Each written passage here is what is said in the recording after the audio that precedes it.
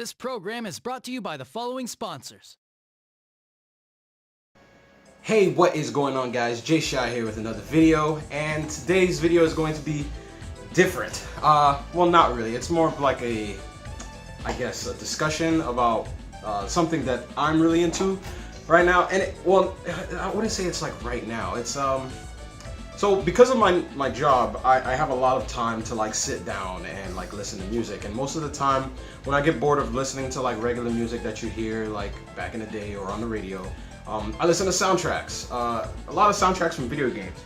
And I recently made a deal with a coworker to get his copy of this, which is Ys Lacrimosa of Dana, and I've been playing it non-stop for about a week straight. I gotta admit, this game is really, really well done.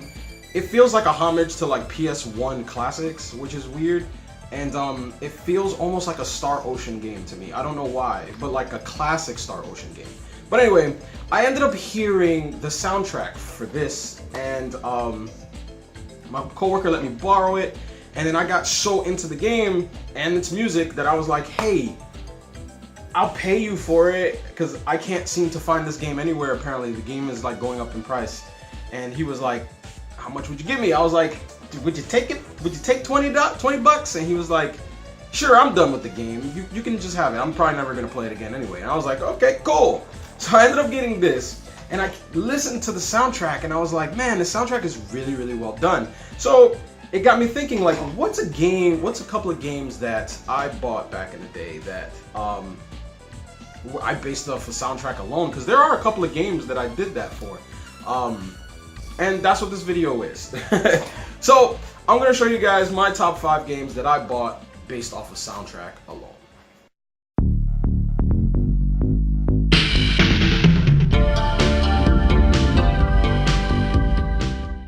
So number 5 on my list, this game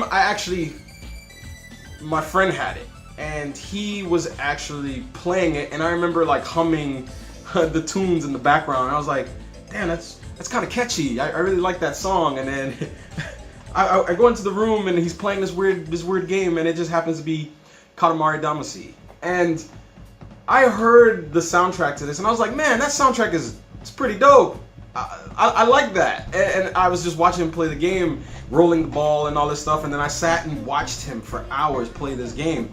So I ended up getting a copy of it, and I was running through the game myself, and I was like, man, I would love to have that soundtrack. I ended up buying that soundtrack years ago, and I used to play it in my car all the time on my way to work, which is crazy, because I like the music in that game is so weird and cheerful, and it's like weird Japanese like jazz or Japanese pop. It has like a bunch of blends, and I think it's awesome.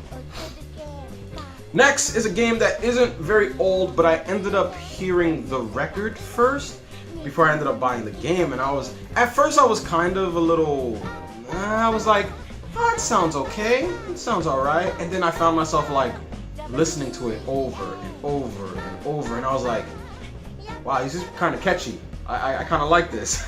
And it just happens to be Axiom Verge. I listened to Axiom Verge's record first before I ended up buying this game. I was not interested in this game at all, and then I heard the music, and then I was just like, I gotta see what this game is. And it just happens to be a like 2D kind of Metroidvania. Not even Metroidvania, it's kind of like a Metroid game, but like, I guess the gameplay almost reminds me of kind of like if Contra was open world. Like, it's weird, but I heard the music, and it's like really melochromatic. I don't even know if that's a word, but it has like this weird like tones, like these 80s tones to it, and I was like, man, that's really dope. And I was gonna buy the record for it, and I actually didn't get a chance to do that. I should probably do that. But Axiom Verge is a game, I think, what is it, number 4 on the list that I bought based off the soundtrack. This next game is my personal favorite. I love this game. I love it so much that I own like 5 copies of it, because I just love this game. And I remember my friend playing this game, and I was already into its art style, but at the same time, I was really into his music, and it was really funky, and I loved it. And it's Jet Grind Radio.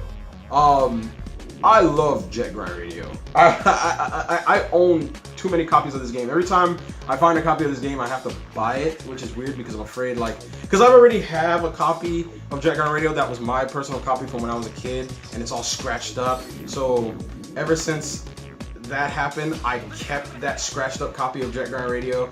And what I do is every time I find one, I always buy more of it just in case it doesn't get scratched up. So it's like a weird psychological fear of mine.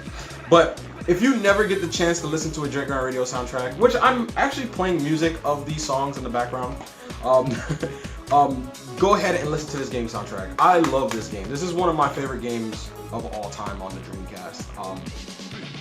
This is my favorite game of all time on the Dreamcast. I just love Jet Grind Radio.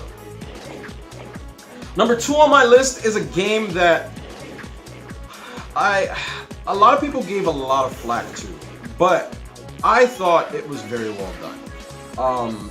A lot of people gave it flack for its story and how a lot of gamers said it doesn't really have a story. I beg to differ. I think the story is within the island itself, and I like this game. I bought this game based off one track that I heard off of a trailer. I didn't really care about the gameplay. I mean, the gameplay was cool, but the fact that I heard that song that I'm actually playing right now made me go ahead and I purchased this game, and it is Legend of Legacy. I still have it wrapped in plastic because I kind of cherish this thing. I don't remember what's the name of the composer. Oh, it says it on the back. Masashi Hamauzu, I think. Yeah, Hamauzu. I know he's the guy that did Saga Frontier. That's for sure. And I never played Saga Frontier games, but I've heard the music because my friend owns 2 copies of Saga Frontier. So I remember hearing the music in that game, and I thought it was really well done. And I heard this soundtrack, and I was like, oh man. As soon as I heard the soundtrack, I bought the soundtrack, started listening to it, and I was like, I'm gonna pre-order this game. Ended up pre-ordering it, and I love it to death. Now, my number 1 pick for games that I based it solely off a soundtrack because I like music. I no longer have. It makes me sad that I don't have this game, but I had to trade it in to pay off some debt a while ago.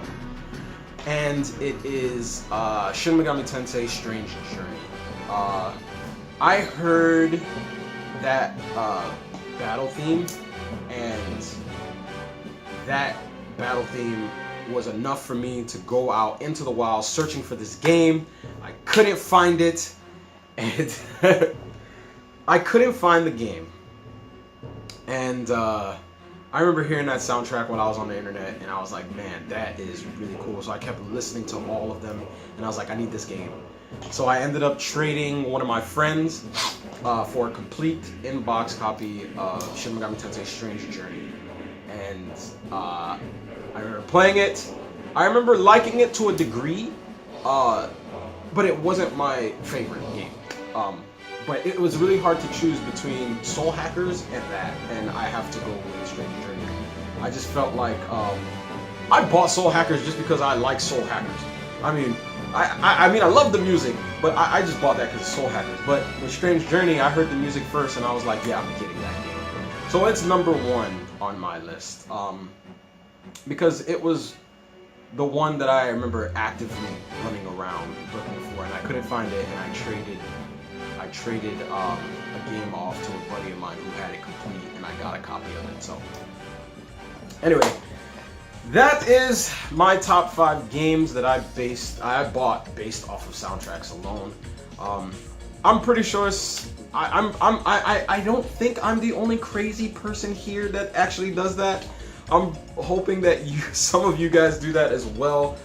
You hear a song from a game and you're like, oh man, I'm gonna go buy that game. Like when I got Ys, I heard the music and I saw the character screen, the status screen, and automatically that art grabbed me, and I was like, I didn't even need to see gameplay, just give me the game. You know what? Like after I saw that, because it had like this weird, it has like this nice art that is reminiscent of like old school RPGs, and I haven't felt the need to play an old school RPG in a long time. Well, it's an action RPG, but I haven't felt the need to play one of those in a long time, and this game actually revitalized it. I've been playing it so much, in fact, like after I get off of work, come home, play it. I've been sitting like Indian style on my couch so much that my knee actually hurts from sitting in that position for so long. I've been playing this game. I enjoy it. If you guys don't have a copy of it, I say go out, go grab it. Try and grab it as soon as possible if you don't, if you're interested, because the price is starting to climb on that game a little bit, so try and get it now. So, anyway guys, that is the video. I hope you guys enjoyed this, and I will see you guys next time. Peace.